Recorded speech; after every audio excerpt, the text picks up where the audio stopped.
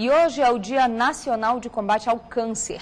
Neste mês de campanha especial dedicada ao chamado para os homens, a Organização Mundial da Saúde também chama a atenção para dois fatores que aumentam os riscos da doença: a hipertensão e principalmente o diabetes. E para falar sobre o assunto, eu converso aqui no estúdio com o médico endocrinologista Moisés Bretas. Bom dia. Bom dia, prazer estar aqui com vocês. Bom, doutor, duas doenças muito sérias, mas que às vezes não são levadas com tanta seriedade: hipertensão e o diabetes. Para quem está começando o dia agora, por exemplo, qual é a primeira dica para se livrar, para ficar distante dessas doenças? O importante é ter uma vida saudável, né? Uma alimentação saudável, fazer uma atividade física constante, né? Assim já diminui os riscos de ter essas patologias. Agora, são duas doenças comuns também. Muita gente tem, muita gente não sabe que tem. No caso do diabetes, aquele teste de glicemia, ele deve dar até 99, é mais ou menos aquele fator. Isso todo mundo sabe, porque a gente sempre conversa com os médicos, é uma informação geral. Mas às vezes dá uma alteração e a pessoa não leva a sério. A partir de quanto exatamente? A partir de 100, por exemplo, já é uma alteração séria? Sim, na realidade a gente considera 99, até 99 o normal, mas isso não quer dizer que quem tem um resultado como 98, 97, não tem que ter um alerta, né? Então a gente considera a glicemia normal até 99, de 100 a 125, a gente chama de glicemia de jejum alterada, isso considerando o jejum de 8 horas, né? Essa glicemia de jejum alterada é como se fosse um estágio pré-diabetes, e acima de 125 já considera-se diabetes em se tratando de glicemia de jejum. E relacionado ao câncer, que é o motivo de hoje, sim, é importante entender que nesse estágio de pré-diabetes, que seria a glicemia de jejum alterada, já se tem um risco aumentado de ter câncer acima do normal, cerca de 15%. E quando se tem já o diagnóstico da doença, né, com a glicemia de jejum acima de 125, já se tem um risco aumentado em torno de 22% de ter as neoplasias, né? Que as mais comuns, em se tratando do paciente diabético, são os cânceres de pâncreas, de intestino, de endométrio, no caso da mulher, e outros mais. Tá, é uma doença muito séria. O câncer assusta muito quando se fala nessa questão de percentual de risco, de chance de ter a doença. Normalmente todo mundo já tem esse risco. E aí quando não se cuida tem esses outros percentuais que o senhor acabou de falar, do diabetes e da hipertensão. Mas por que geralmente quem tem uma dessas doenças tem a outra? Na realidade são vários fatores que são estudados nisso aí. Não se consegue ter uma precisão de associação. Mas o mais comum seria porque o paciente diabético, na grande totalidade dos casos, são os diabéticos tipo 2, que tornam-se diabéticos por maus hábitos. Nesses maus hábitos seriam maus hábitos alimentares, o sedentarismo, que é a não prática de atividade física, o excesso de peso, o acúmulo de gordura abdominal. Então se relaciona esses maus hábitos com os riscos de ter o câncer aumentado.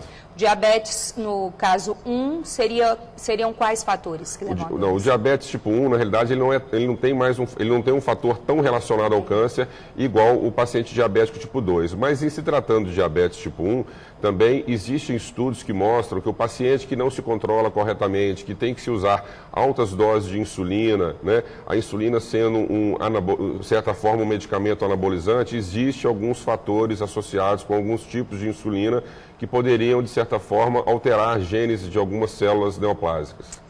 Os riscos são para todos mesmo, principalmente quem já tem a doença. Agora o senhor falou, por exemplo, da gordura abdominal, a barriguinha mesmo, que tanto incomoda quando começa a aparecer, todo mundo fica incomodado. Mas aí se pensa muito na estética, não é? Além daquela barriguinha, quais são os outros fatores de risco no corpo, na saúde, no dia a dia, que a pessoa já deve ligar o sinal de alerta, fazer o exame e procurar um médico? O paciente diabético, na realidade, a sintomatologia da doença, normalmente ele começa sentindo muita sede, que a gente chama de polidipsia, urinando muito, que a gente chama de poliúria, tendo muita fome, que é a polifagia, e perdendo peso, né? A gente chama dos pesos, né? A pessoa come muito, mas não engorda, perde peso, Exatamente. Isso? Na realidade, na nossa alimentação, todo alimento tem um tipo específico de açúcar. Esse açúcar seria a nossa fonte de energia para o dia a dia.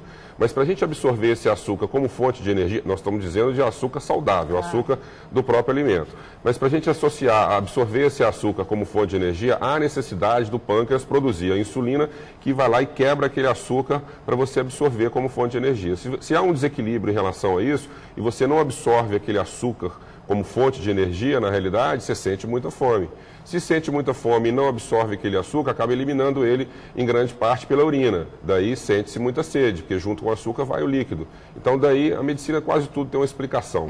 Que bom, então, pelo menos isso, porque a informação é fundamental para combater essa doença. Exatamente. Nós temos no país hoje uma perspectiva de cerca de 14 milhões de pacientes diabéticos que sabem ser diabéticos. E desses 14 milhões, estima-se que a metade desconhece o diagnóstico, nem sabe que tem a doença. Então, a informação, na realidade, é o principal, é a base não só do conhecimento para saber se tem a doença e também para o tratamento, né?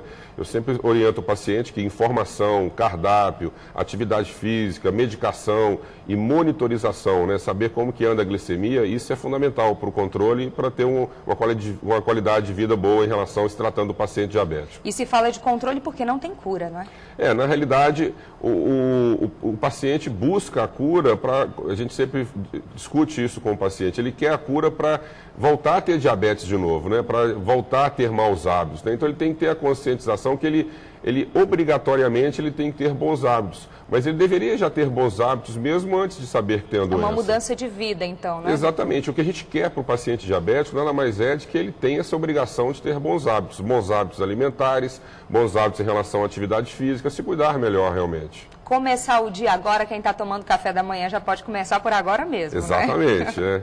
Espero que já tenham feito sua atividade física e estejam aí prontos para o dia a dia, né? Bom, hoje é sexta-feira, não tem aquela justificativa de deixar para segunda, não. Já pode começar logo. Já deveria ter começado ontem, né? E, na realidade, nós estamos aqui na campanha no mês de novembro, é importante dizer também que o dia 14 de novembro, que foi o Dia Mundial de Combate ao Diabetes, né? Tá certo, doutor Moisés Bretas, endocrinologista. Foi um prazer recebê-lo para falar de um assunto que é tão sério e tomara que as pessoas levem a sério também. Obrigado e bom dia. Sim, obrigado, bom dia. Sempre um prazer estar aqui com vocês. Ok. E cantores católicos de Imperatriz se reuniram para um show em praça pública. O evento foi no bairro Santa Rita e, apesar de uma chuvinha, o público participou.